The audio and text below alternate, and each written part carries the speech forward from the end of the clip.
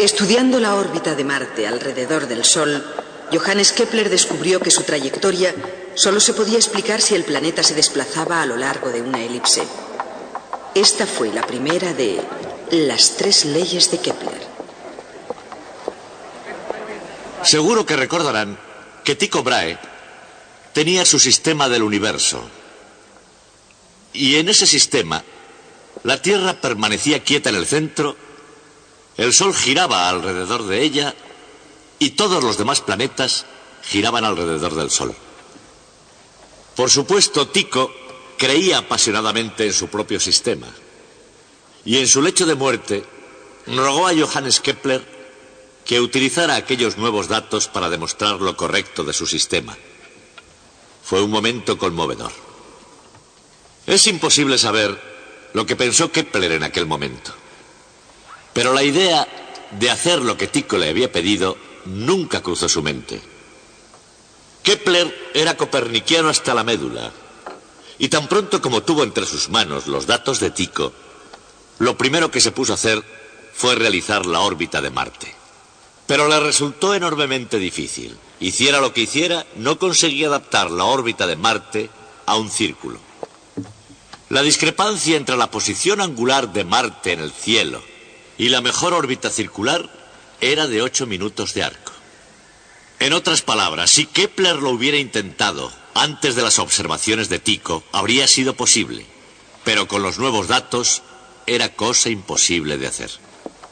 Y así Kepler se vio enfrentado a un serio conflicto entre la antigua afirmación platónica de que todos los movimientos celestes tenían que ser circulares y las nuevas observaciones de Tycho.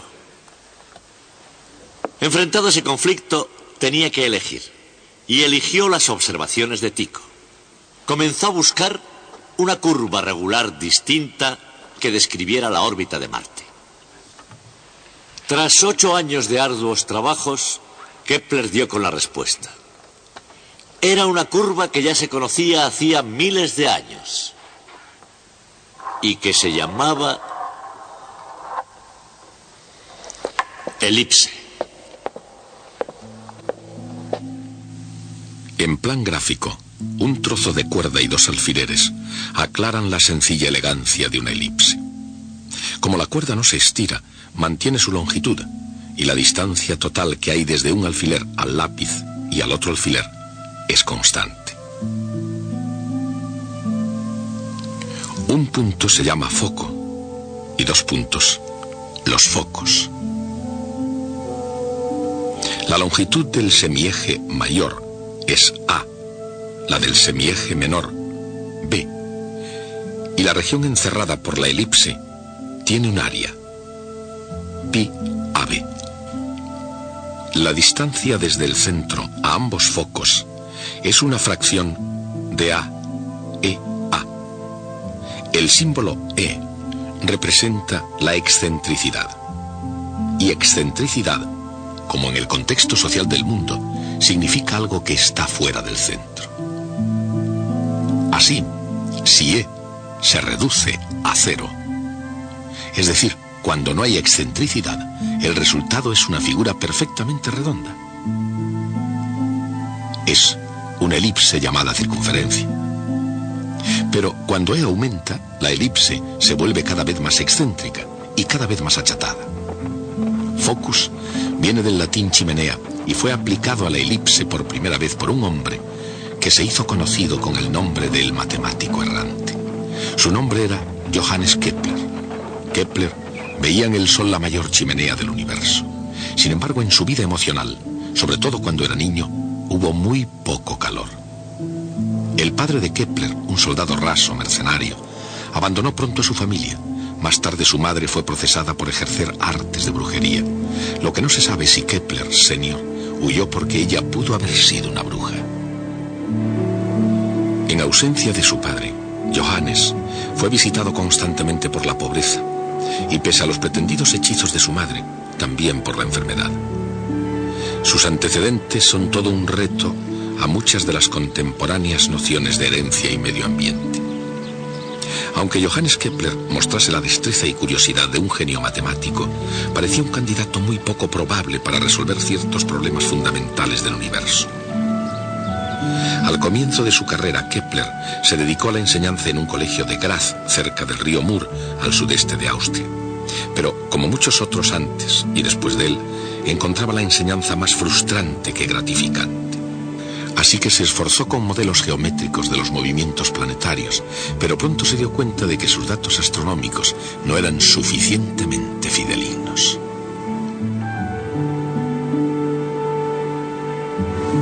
Al comenzar el nuevo siglo, el 1 de enero de 1600, Kepler se puso en camino a la búsqueda de los datos astronómicos más exactos que hubiera sobre la Tierra y del hombre que los poseía, Tycho Brahe.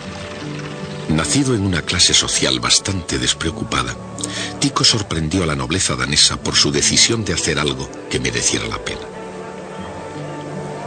Su pasión por la astronomía se convirtió en su razón para vivir, y los últimos 38 años de su vida dibujó los mapas de los cielos con extraordinaria precisión. Nadie en el mundo apreció mejor que Johannes Kepler el valor potencial de aquellas observaciones de Tycho.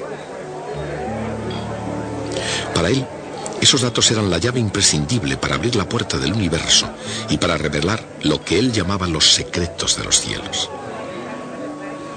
Pero con gran consternación por parte de Kepler, Tycho sabía guardar un secreto, así que tuvo que esforzarse durante casi 2 años sin contar con los valiosos datos de Tycho.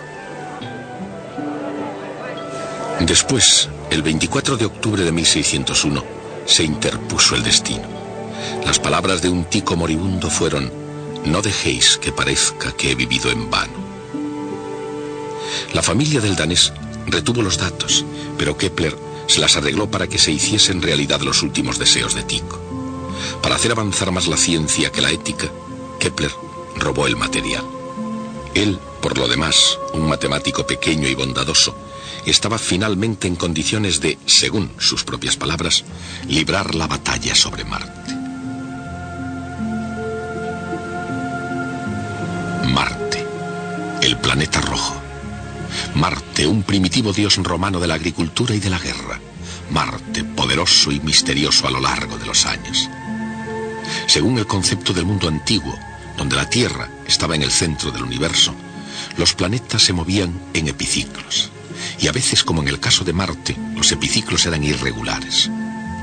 Para explicar ese comportamiento irregular, Tycho concibió su propio universo, el sistema solar de Tycho Brahe. Como Ptolomeo, situó a la Tierra en el centro, con el Sol girando a su alrededor. Pero como Copérnico, Tycho mantenía a los otros planetas girando alrededor del Sol.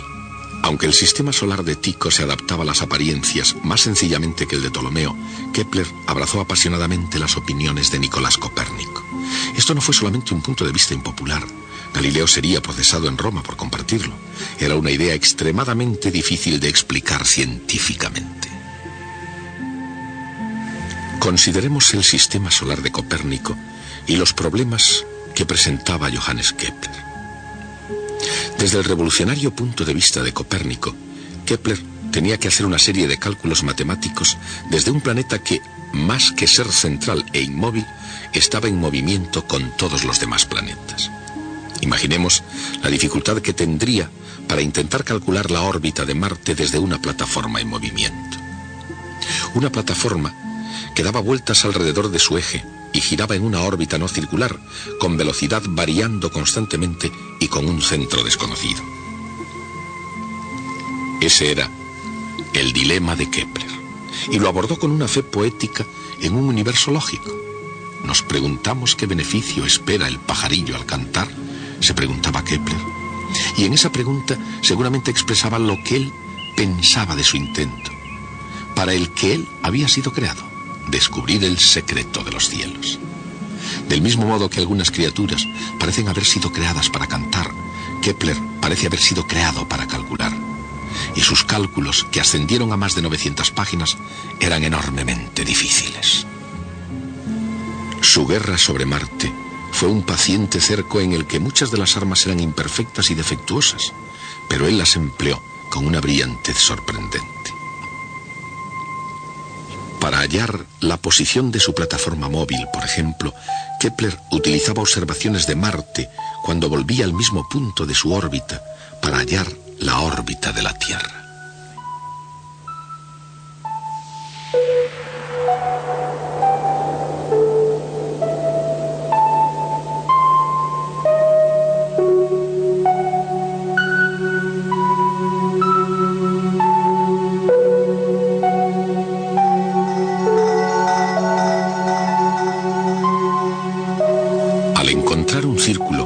Aunque no estuviera completamente centrado en el Sol, Kepler dio un paso en la dirección correcta.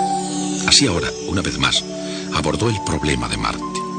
Incapaz todavía de hallar su trayectoria exacta, se las arregló para hallar algo sugestivo en su velocidad irregular.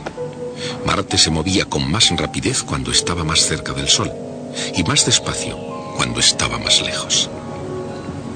Y esa llegó a ser la segunda ley de Kepler. Pero todavía no había encontrado su primera ley. Aproximadamente cada 2 años el Sol, la Tierra y Marte se encontraban en oposición.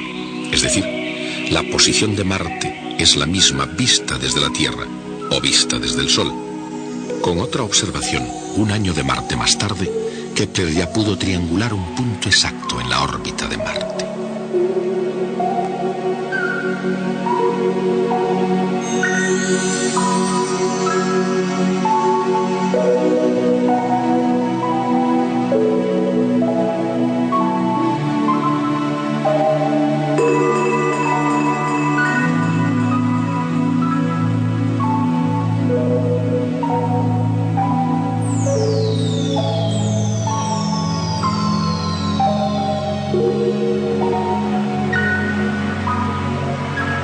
Pero, ¿podía una órbita circular, incluso no centrada en el Sol, adaptarse a todos los puntos? Casi, pero no totalmente. Esto es, no en la incomparable precisión de las observaciones de Tycho Brahe.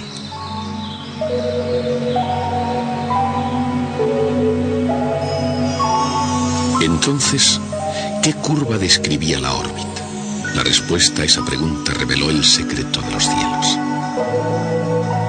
Se exigía una órbita ovalada, con el Sol en un foco, un círculo ligeramente deformado.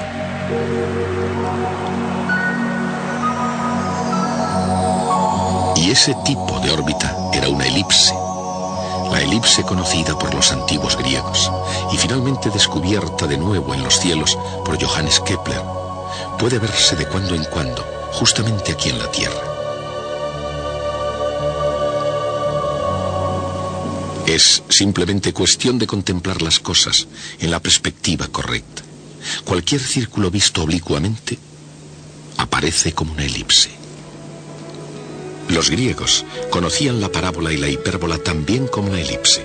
Al cortar un cono con un plano, producían unas curvas llamadas secciones cónicas.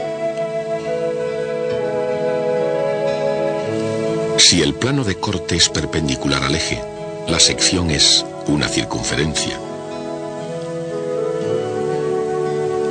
Si el plano está inclinado, la circunferencia se convierte en una elipse.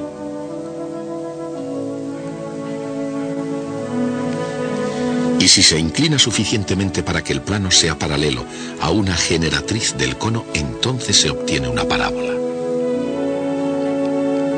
Si se inclina aún más, la sección cónica es una hipérbola.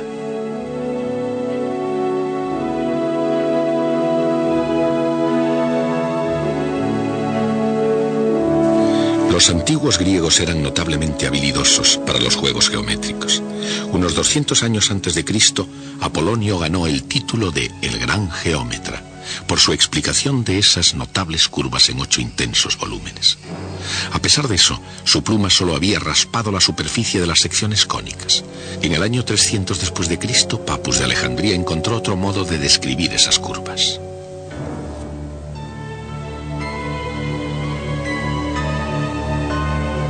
Un punto en movimiento traza una sección cónica cuando su distancia desde un punto fijo o foco tiene razón constante con su distancia desde una recta fija, la directriz. El cociente de esas distancias es la excentricidad, E. En una elipse, este cociente es menor que 1 y muestra lo alejado que se encuentra el foco del centro.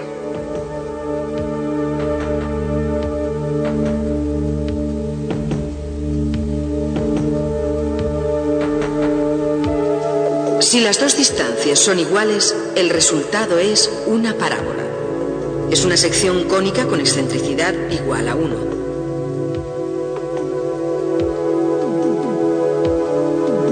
Cuando el punto está más cerca de la directriz, el resultado es una hipérbola con excentricidad mayor a 1.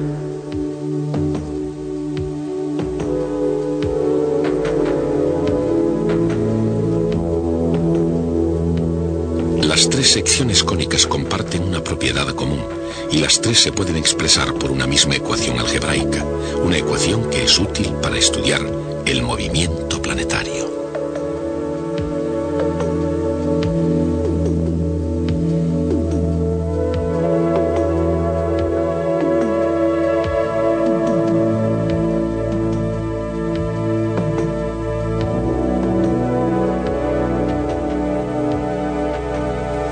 Esta es la fórmula básica para expresar todas las secciones cónicas: la elipse, la parábola y la hipérbola. Aunque los antiguos griegos fueron los primeros en estudiar las secciones cónicas, nunca llegaron a imaginar que esas curvas influirían tanto en la forma de las cosas futuras. Consideremos, por ejemplo, una parábola. Desde la deslumbrante luz de los faros de un automóvil hasta la versión muy reducida del telescopio de 10 metros del Caltech, más de 1.000 millones de parábolas han entrado en el mercado de la sociedad moderna. Hoy en día, entre otras muchas cosas, parábolas son las trayectorias de los proyectiles y las ondas de calor de los futuros hornos solares. Johannes Kepler, por supuesto, nunca imaginó que la hipérbola y la parábola se encontrarían en los cielos. En realidad, la utilización de la elipse para la órbita de Marte fue posible solo porque era la única órbita planetaria suficientemente excéntrica, aproximadamente un 9%, como para que pudiera apreciarse que no era circular. De haber librado batalla sobre cualquier otro planeta, probablemente Kepler hubiera muerto creyendo que los círculos reinaban dominantes por todo el universo. Pero entre todas las batallas que podía haber elegido, eligió bien, y con los datos de Tycho salió victorioso en el conocimiento de que la elipse, una adaptación tan perfecta como se podía medir, era el secreto matemático de la creación divina.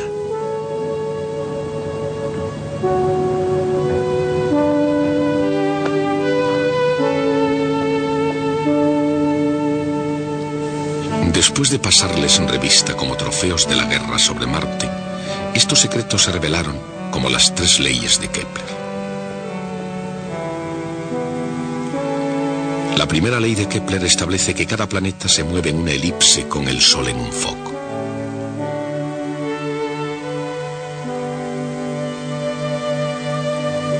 Mientras libraba la guerra sobre Marte, Kepler encontró su segunda ley.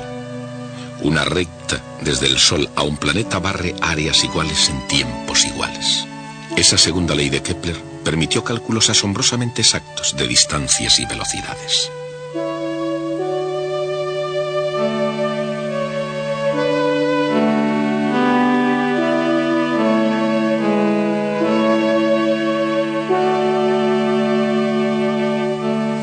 Su tercera ley surgió 10 años más tarde. Establece que el cuadrado del período de un planeta es proporcional al cubo de la longitud del semieje mayor. Y eso revela una conexión entre los movimientos de diferentes planetas.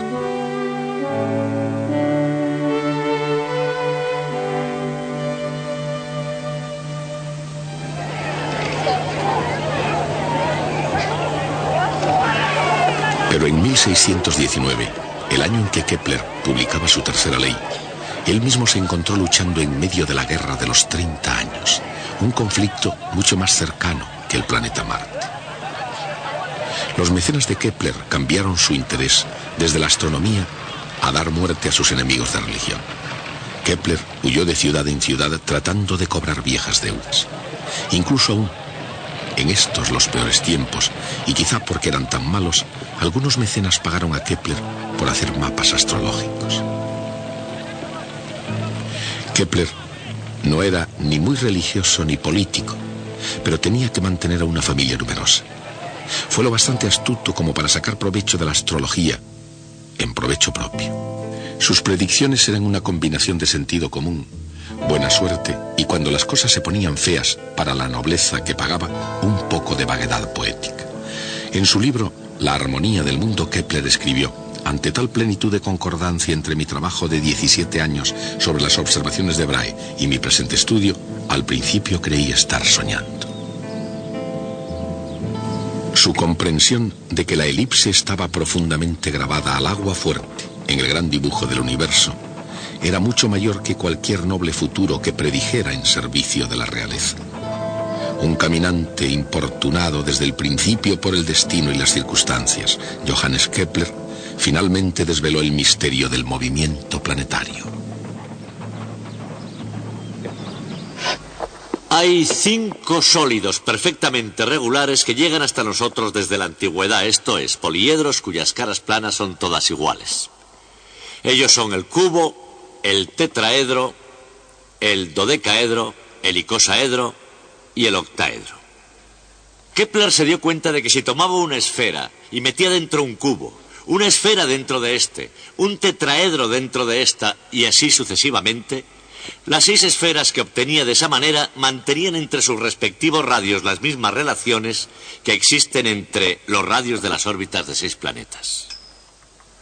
Kepler estaba convencido de haber descubierto el secreto de la estructura del universo.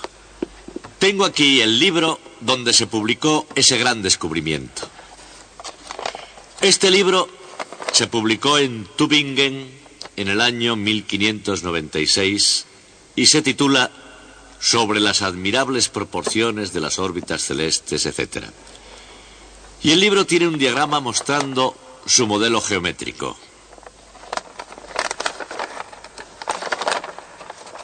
Aquí lo tienen. Dicho sea de paso, hay algo interesante sobre este diagrama. Tiene una fecha impresa aquí abajo, que es 1597, un año después de la publicación del libro. Lo que debe haber ocurrido es que el diagrama no estaba listo todavía cuando se publicó el libro, y así tuvo que ser enviado un año más tarde y pegado en las copias del libro.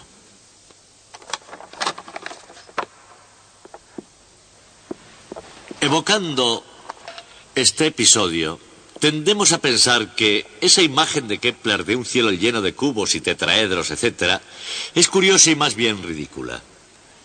Me gustaría por un momento tomarla absolutamente en serio y ver qué pasaba realmente. Lo primero de todo, en un periodo en el que casi nadie más creía en Copérnico, este modelo era sólidamente copernicano. No tenía ningún sentido si no estaba el Sol en el centro. La segunda cosa que yo tengo que recordar es que es solo mucho más tarde, en tiempos de Newton, cuando empezamos a imaginar un universo sostenido por unas fuerzas invisibles. Pero antes de Kepler, el universo era un plenum, es decir, estaba lleno, repleto de esferas de cristal. Lo que Kepler hacía era sustituir las esferas de cristal por esos sólidos perfectamente geométricos.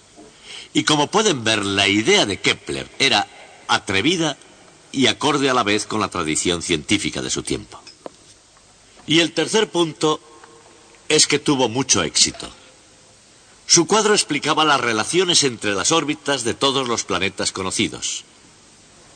Y todavía más, le dio a él una razón de por qué tenía que haber 6, exactamente 6 planetas, puesto que existían 5, exactamente 5 sólidos regulares. Y finalmente, el modelo sirvió para motivar a Kepler a realizar el enorme esfuerzo a que dedicó el resto de su vida, el trabajo que le condujo al descubrimiento de sus 3 grandes leyes. Todo ese trabajo fue realizado para justificar esta imagen del universo que Kepler siempre había tenido en el fondo de su mente. Ahora bien, su idea era errónea, pero era errónea por una razón científica perfectamente legítima. Por ejemplo, dice que solo debe haber 6 y solo 6 planetas. Ahora sabemos que hay más. Existen 9 planetas y puede que incluso más. Por eso es erróneo. Hace una predicción y la predicción no es correcta. Tenemos que descartarla. No es una teoría viable del universo. Pero eso tampoco quiere decir que lo tomemos a risa. El valor de una idea científica no se basa en si automáticamente resulta correcta o incorrecta. Debe basarse en que sea una idea provechosa, en que nos lleve a nuevas ideas, en que conduzca al progreso.